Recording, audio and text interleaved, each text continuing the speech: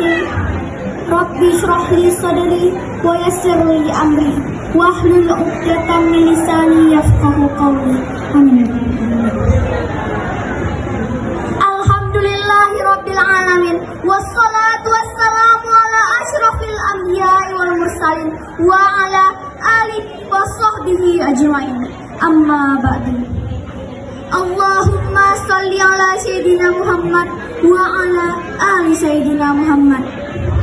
Yang saya muliakan para dewan juri yang adil dan bijaksana dan hadirin sekalian yang dirahmati Allah.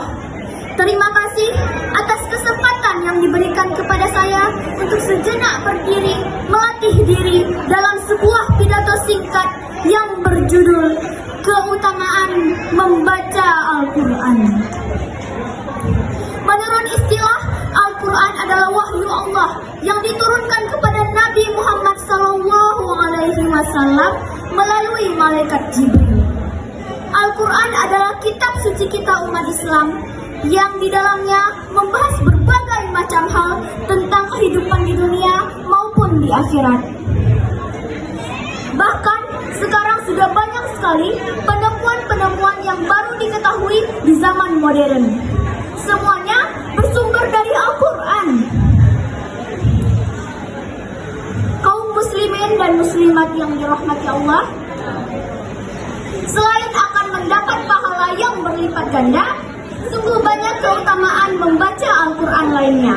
Namun, yang kita bahas pada kesempatan kali ini beberapa di antaranya saja.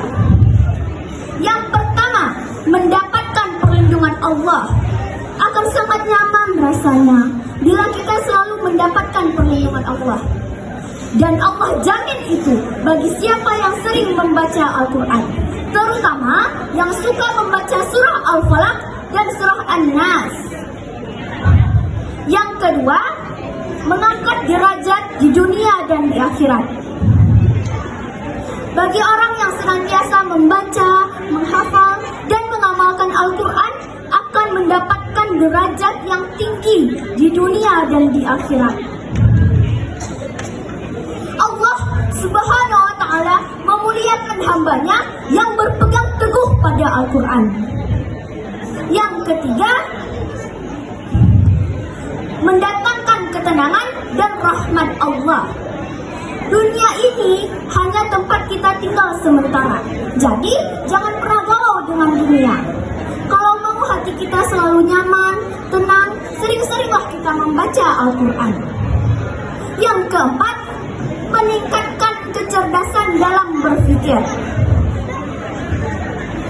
Dengan kita membiasakan diri membaca Al-Quran, terutama sehabis sholat maghrib, itu adalah kebiasaan dari leluhur yang terbukti dapat meningkatkan kecerdasan dalam berpikir.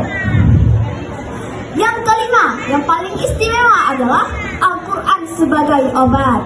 Jadi, kaum muslimin dan muslimat yang dirahmati Allah, kalau misalnya kita sakit demam, jangan buru-buru bawa ke rumah sakit dengan obat-obatan kimia.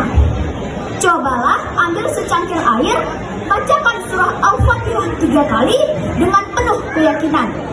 Insya Allah, Allah akan menyembuhkan. Dan lakukan ini secara berulang. Demikian pidato singkat saya. Jalan-jalan ke kota Mekah, ingin sembahyang berlama-lama. Semoga pidato saya membawa berkah, membawa rahmat untuk kita semua. Terima kasih atas segala perhatian dan mohon maaf atas segala kekurangan.